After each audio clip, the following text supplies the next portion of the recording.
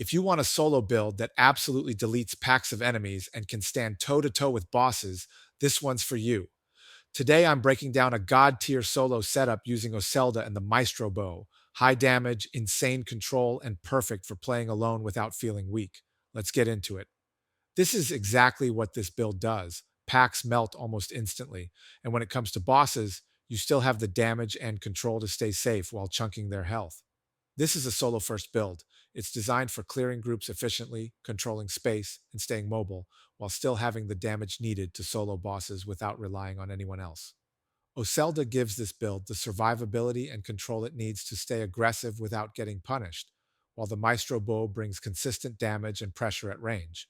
Together, they create a loop where you're always in control of the fight, whether you're dealing with mobs or a single target.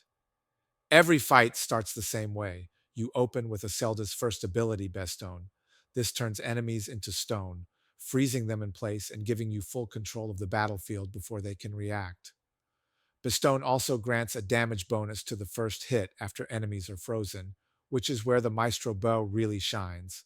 Fully charged bow shots take advantage of that bonus and will instantly one-shot most mobs. The Maestro Bow is a huge part of why this works. We're taking advantage of Joinery Quicksilver, which gives us a damage modifier, a headshot multiplier, and a faster charge rate, making those fully charged shots hit even harder and come out faster. This bow also comes attuned to Spirit, so we put all of our points into Spirit. That gives Bestone longer duration, while also maximizing our damage with the Maestro Bow. For bosses, the opener is the same.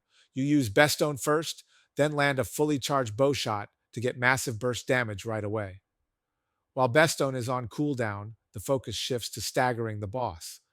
This is where Oscelda's third ability, Phantom Flock, comes in. The summoned birds deal massive stagger damage, especially when paired with the bow's arrow hail. Once the boss is staggered, you can take advantage of a finisher attack for huge damage. After that, you reset the fight and repeat the combo.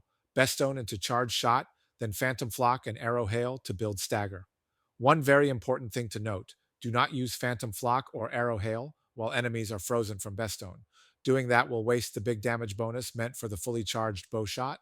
If you do take damage, you have access to one of the strongest heals in the game, Oscelda's second ability, Elder Bloom. Elder Bloom will heal you back to full in just a few seconds, letting you immediately re-engage instead of backing off.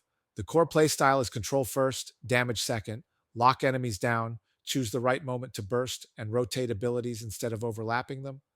What makes this build so strong for solo play is that it doesn't rely on perfect execution or outside support.